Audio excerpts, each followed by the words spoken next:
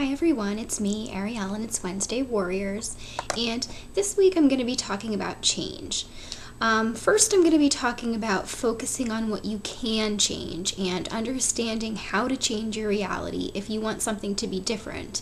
And then I'm going to be talking about being able to accept the things that you cannot change, forgiving, accepting, and moving on with a new focus. I did a video on my own channel about accepting the past. It was a response to a viewer question, and I think that video can be really helpful here with this topic. So I will post the link for that for you, and I hope you'll check it out. What I want to say about changing your reality is I think so many people sort of take reality in life for granted.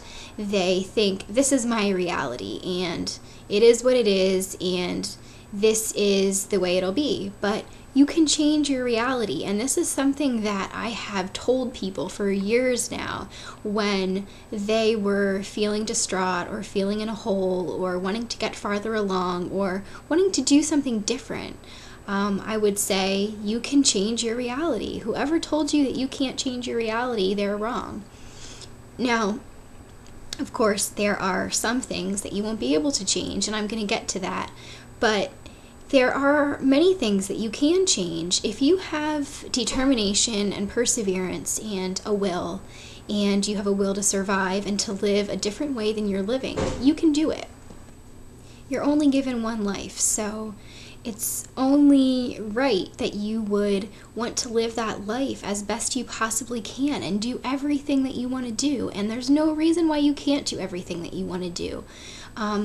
If you have dreams, if you have hopes for yourself and for your future and your life, even if those hopes and dreams are simply that you want to make it to the next year or to get farther than you are right now, if your goals are simple things like learning another language or learning how to knit or taking classes, anything that you might want, to bigger goals like having a family or starting a new career, there are lots of things that you can do, and don't let anyone tell you that you can't do them. Recovery is difficult because it's all about change. Your body's going to change, your mindset's going to change, hopefully, if recovery is working. And this change can be really scary. I think especially the physical changes are scary, but the mental changes sometimes happen so gradually that you don't realize until a year or 2 years have passed and you look back on your past that you've really come far and your mindset has changed a lot, and that's a great thing. I think the mind changes are not so scary. I think a lot of times we hold ourselves back. We think this change is too hard, or this change is going to do this to my physical appearance, or this change is going to cause too many problems in my regular daily life, or it's going to cause problems with this person or that person. And I think that stops us from allowing the change with our minds to happen. But it doesn't have to be this way, and if it takes you a long time to get to the point where you can embrace change, so be it. Everyone's recovery is different, and everyone's journey is different, and everyone's life is certainly different. We're all different people, we're all individuals, we all have our own identities and our own circumstances and our own powers and strengths. And as long as you remember that you do have strengths in the first place, you're going to be okay. I did a video a few weeks ago called Active Change, and that applies to this topic as well in obvious ways. I'm going to post the link to that. I really do hope you'll check that video out. It kind of goes into more detail about what active change is, what it means for recovery, and how it gets you from one point to the next. Someone asked me a question once about making a change.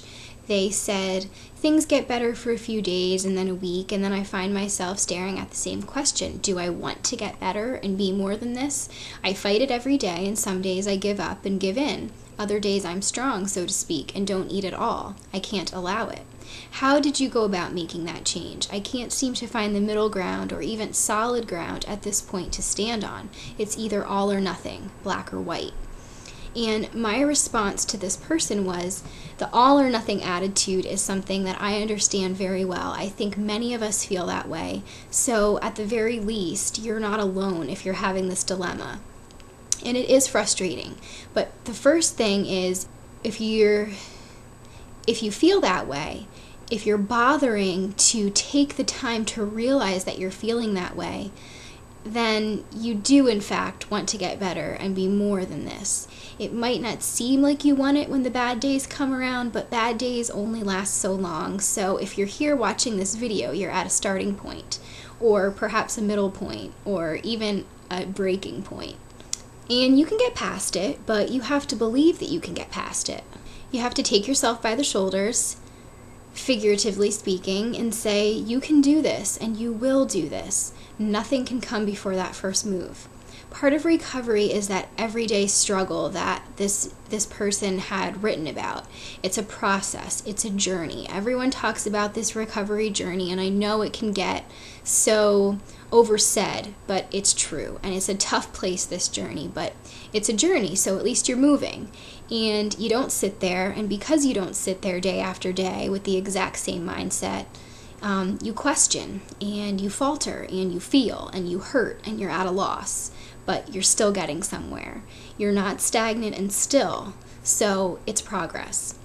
It might actually be more frustrating to let days turn into a week and you're doing well, and then bam, you suddenly feel like you're back where you started. It's a letdown, and it's annoying, and it certainly doesn't make you want to keep going or try again, and I understand that.